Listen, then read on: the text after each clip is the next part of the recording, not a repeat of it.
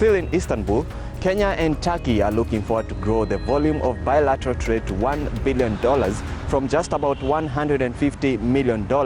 Now, to achieve this, both countries have committed to increase opportunities for business, especially for the communities living in both diasporas, and remove instances of double taxation. I spoke to Kiema Kilonzo, Kenyan Ambassador to Turkey. Take a look.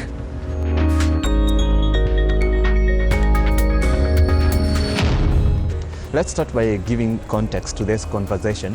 Help us understand the size and scope of the Kenyan community living in Turkey and what activities they do.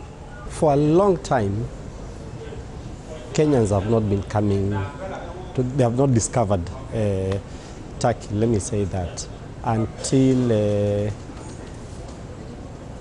2000, and even the Kenyan Embassy was opened here in 2012.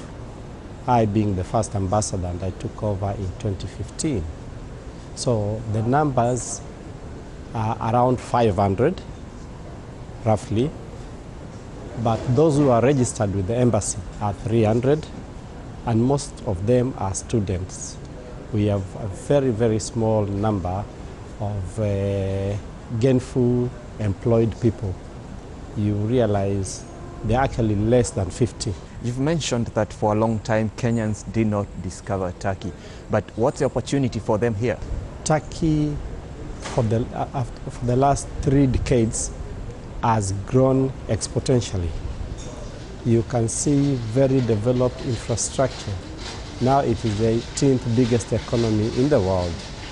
Kenyans can learn how to leapfrog from the situation we are in terms of infrastructure expansion, which Turkey has taken a lot of advantage, and they have done exceptionally well.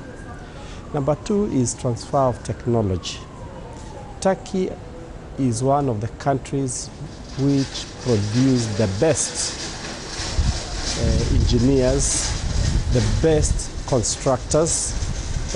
Of the 200 world biggest contractors, Turkey produces 45 of them come from this country.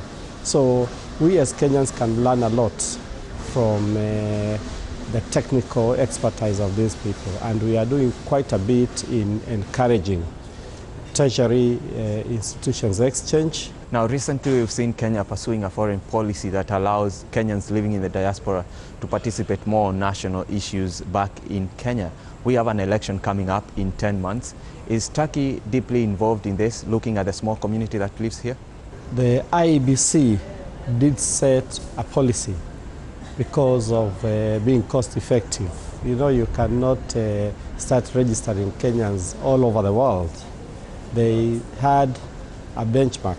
They said that a country which has 3,000 Kenyans living there and registered in the embassy are going to be registered to start voting. As I alluded earlier, that our number is still small. Maybe this time we have not reached there, but the way I'm seeing the numbers growing, maybe in the next election we would be able to register. We would have reached that number of 3,000. Let's talk about investment. And we've seen Turkey express interest in various industries in Kenya, talking about ICT, infrastructure, LAPSET. What are the levels of FDI that Kenya should look forward to? Turkey, after the Arab Spring and the crises which are going on in Europe, and just like anywhere else in the world, they have realized that the future is held by Africa, and not just Africa, the sub-Saharan Africa. And when we talk about sub-Saharan Africa, then Kenya becomes a big player. Why? Because of our developed infrastructure, our financial market, which is very stable, and also our level of literacy. Kenyans' literacy is almost at 75%. Which is rare to find in that part of the world.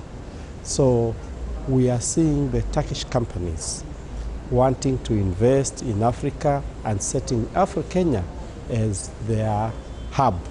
And this contributes a lot to seeing the FDI going up. And on matters trade, there's a very ambitious goal here to grow bilateral trade to $1 billion from $150 million where it is right now. How are the two countries going to achieve this? We have started to put in place legal legislation which would make it easy for doing business in the country. One of it is investment of protection of investors, interest in Kenya. That is already in Parliament. It has already been discussed. It has gone through the Ministry of Trade and Industry. And then the other one is avoidance of double taxation, which was finalized in June. We are now just waiting for the signature. But both parties have met. In fact, the last negotiations were done in Kenya in 1st and 2nd of October this year. So we are setting the necessary framework, legal framework, to ensure that we are able to attain that target.